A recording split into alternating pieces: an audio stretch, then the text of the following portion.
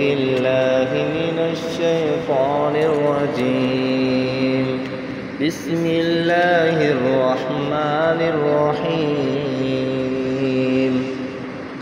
ألم تر كيف فعل ربك بأصحاب الفيل؟